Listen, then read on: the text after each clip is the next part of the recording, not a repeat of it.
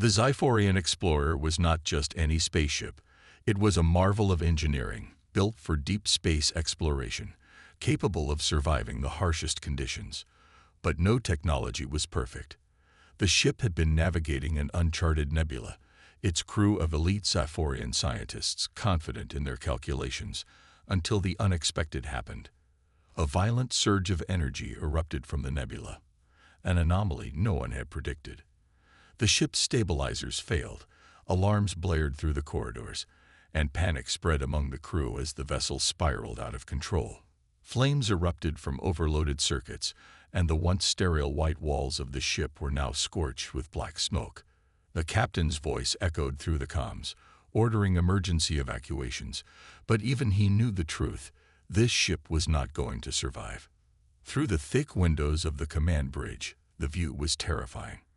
A planet loomed below, a barren wasteland with no visible signs of life, only endless stretches of jagged rock and violent sandstorms raging across its surface. Gravity pulled the damaged ship downward, faster and faster, as chunks of metal broke off, disintegrating in the upper atmosphere. Escape pods ejected, one after another, small silver capsules shooting out like desperate lifeboats from a sinking vessel. But the descent was brutal. The stormy winds of the planet lashed against the pods, hurling them far from each other, scattering the survivors across the hostile terrain. One of the pods struck the ground with terrifying force, slamming into the rocky surface like a meteor. The impact crushed one side of the pod, leaving smoke and debris in its wake. Silence followed, the kind of silence that only came after devastation. Inside the wrecked pod, a Xiphorian scientist named Kale groaned in pain, his vision blurry from the crash. His elongated fingers trembled as he unlatched his harness, his two hearts pounding in his chest. He had survived, but barely. The pod's systems were fried, the oxygen supply was leaking, and his body ached from the brutal landing. He coughed, his lungs struggling to adjust to the planet's thin air. With great effort, Kale pushed the hatch open and crawled outside, his legs unsteady. His three eyes blinked against the dust-filled wind, struggling to make sense of his surroundings. The sky above was a dull, lifeless gray, thick clouds swirling ominously. The terrain stretched endlessly in all directions, nothing but rock and sand, as if the planet itself was devoid of mercy. He wasn't alone. Other escape pods had crashed nearby. A few Xiphorians staggered out, injured, some barely able to stand. Their species, though highly intelligent, was not built for physical endurance. Their bodies were fragile compared to many other races in the galaxy, relying more on intellect than brute survival.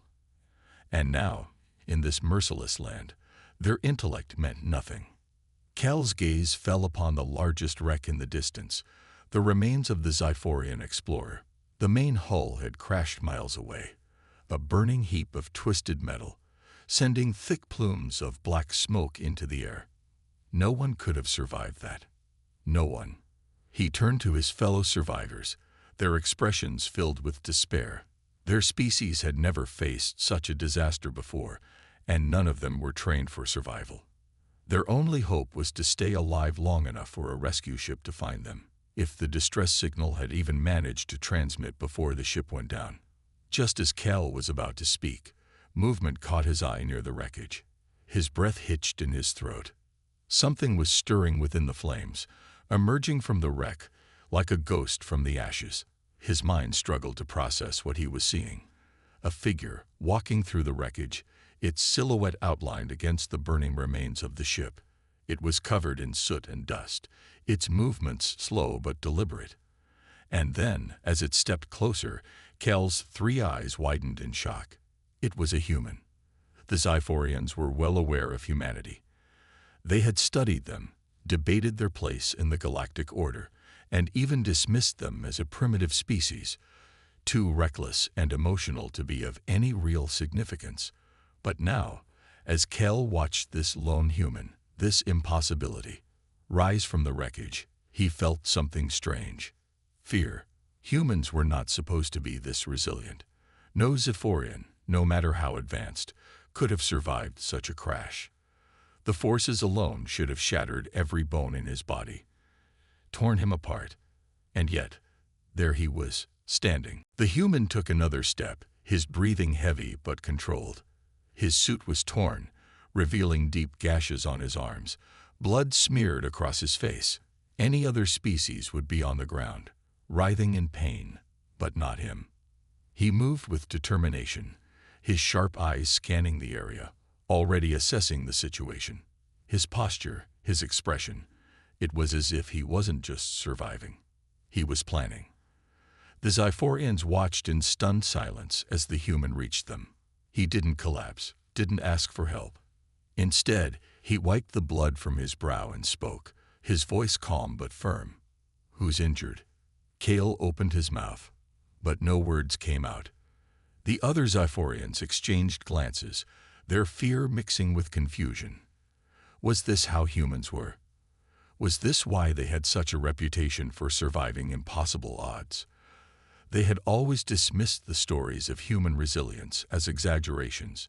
Now, standing in front of one, they realized how wrong they had been.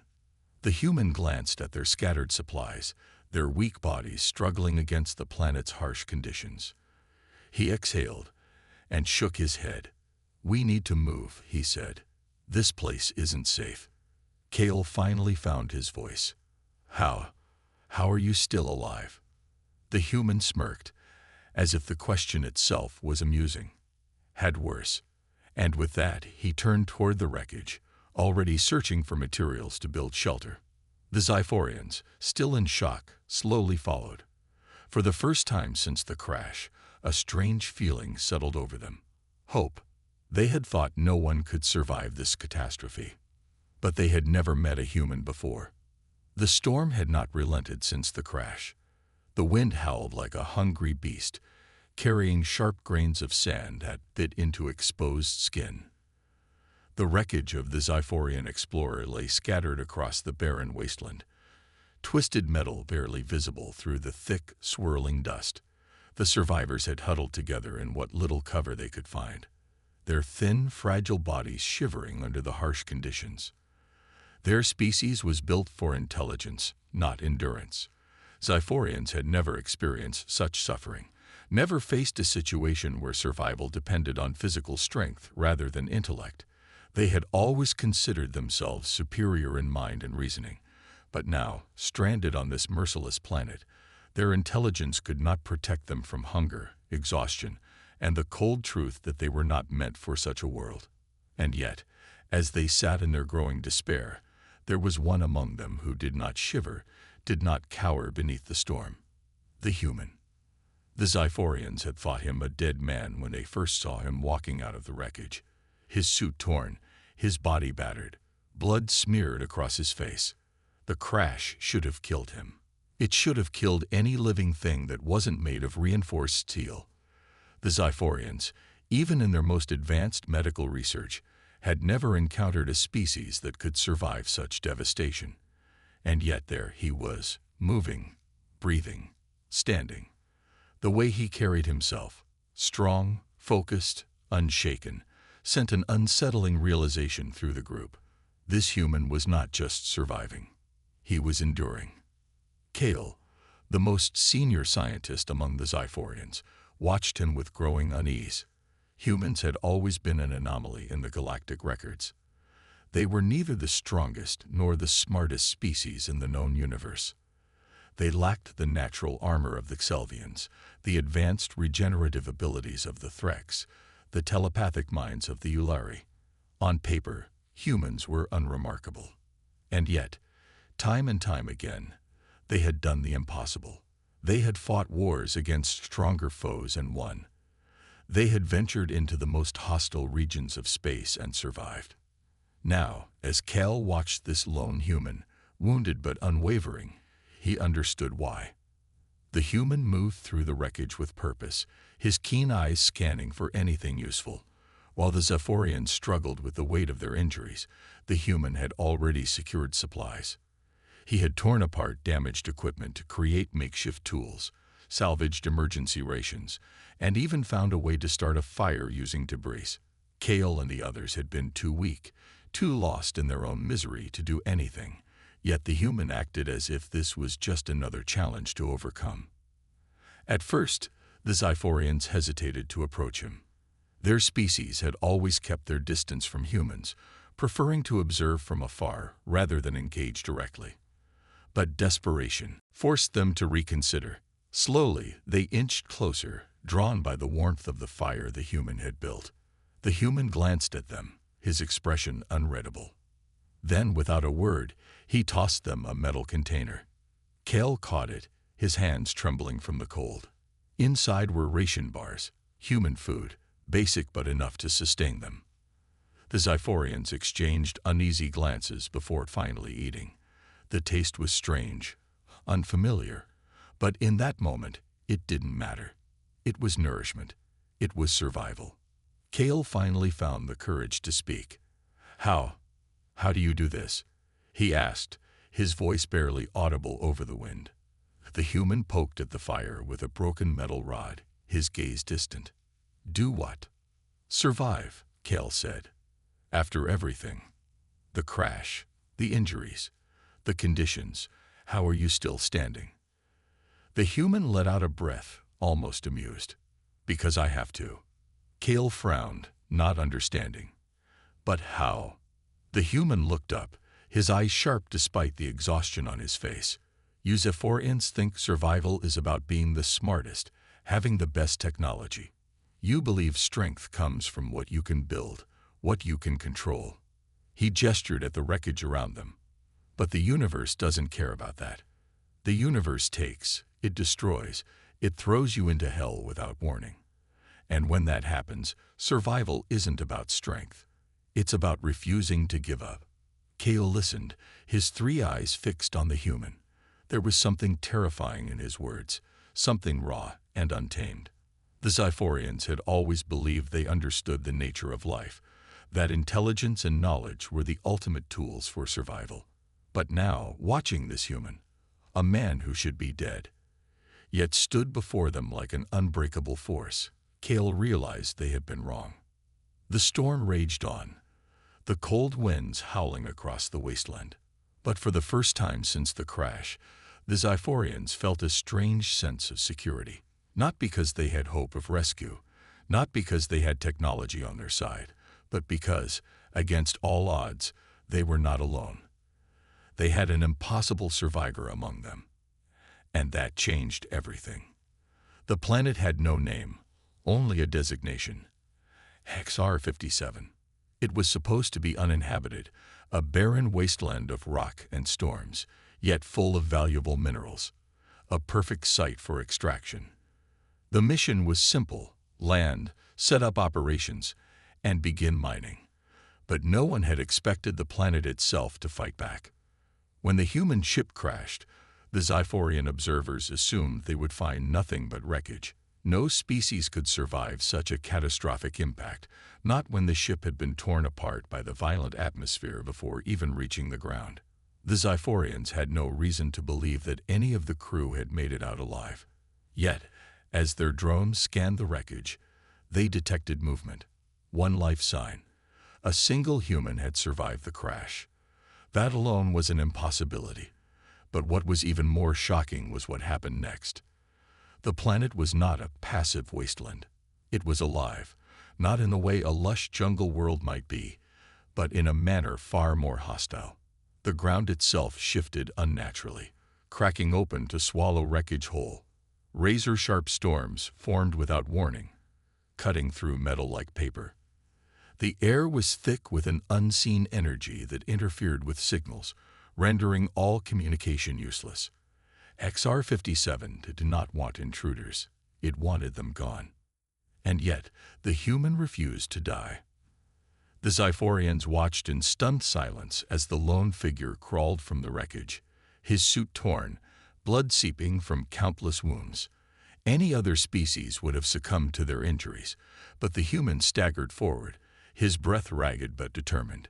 He did not wait to be rescued, did not waste time mourning his fallen crew. He had crashed on a planet that wanted him dead, and instead of despairing, he adapted. At first, the Xiphorians assumed he would be killed within hours.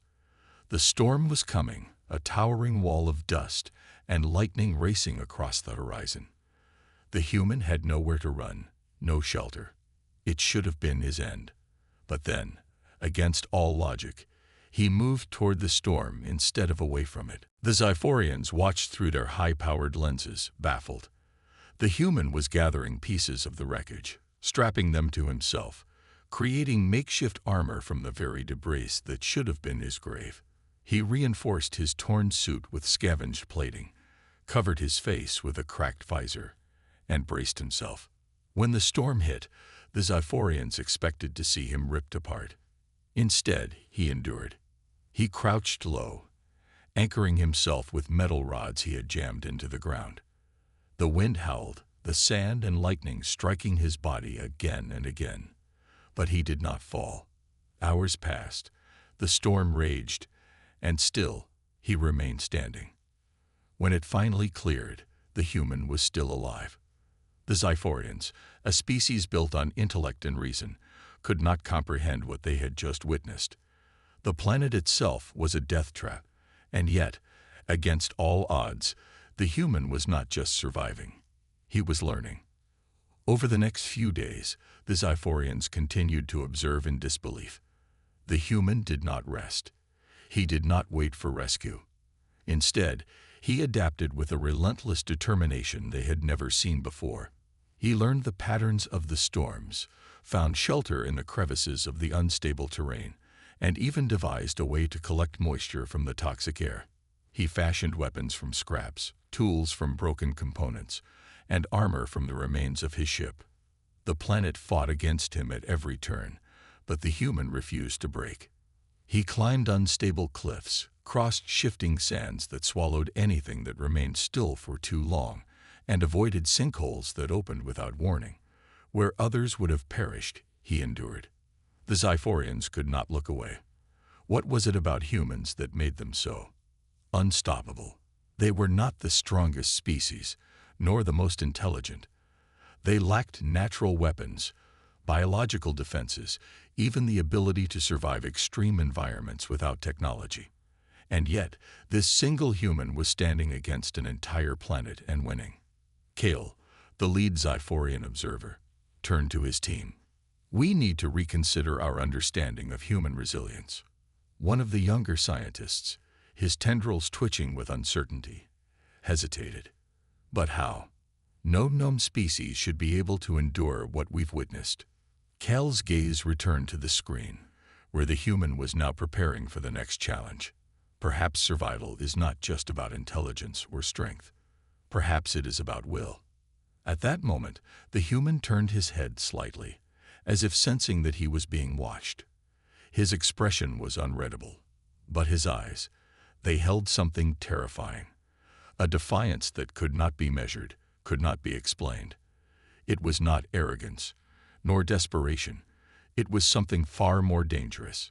Determination. The Xiphorians had come to observe a doomed survivor. Instead, they had found a force of nature.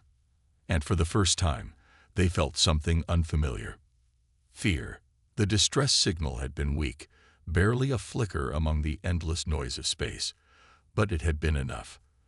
The human fleet had intercepted it, one lone survivor stranded on an uncharted planet, a world classified as hostile due to extreme environmental conditions. There had been no further transmissions after the initial burst, no way to know if the survivor was still alive. Logic dictated that the chances of survival were low, but those who knew humans understood one thing: never assume they are dead until you see the body. Even then, it was best to check twice. Captain Doran stood on the bridge of the Valkyrie, staring at the holographic projection of the planet below. It was a death trap. Violent storms, unstable terrain, massive temperature shifts. No known species had ever survived an emergency landing there. His crew knew the risks, but they also knew what was at stake. A human was down there, and leaving them behind was not an option. "We don't have time for a full planetary scan," Commander Hayes said, arms crossed. "If we wait too long, they'll be dead." Doran nodded, Then we go in blind. The drop team was assembled within minutes. 5 highly trained operatives, each prepared for the worst. The descent was brutal. Winds threatened to tear their transport apart. Lightning struck dangerously close, and their navigation system was barely functional. When they finally broke through the thick clouds, they saw the wreckage. What remained of the crashed ship was scattered across a desolate landscape of jagged rock and shifting sand. But there was no body. Sergeant Vega swept the area with his scanner. "I've got heat signatures, but it's moving fast." A shadow darted between the ruins of the ship, too fast for the scanners to lock onto. The team tensed, weapons raised. Then, from the wreckage, a figure emerged. Torn flight suit, armor fashioned from broken hull plating. A makeshift spear clutched tightly in one hand. The human was alive, but barely. Their face was hidden behind a cracked visor, but their stance spoke volumes. They were not broken. They were not waiting to be rescued. They had adapted. Lieutenant Carter stepped forward. "We're here to get you out." The survivor hesitated for only a second before nodding. "Then move. This planet doesn't want us here." Before anyone could question what that meant, the ground beneath them trembled. A deep guttural sound echoed through the wasteland. The human turned sharply. "Run." The team moved without question.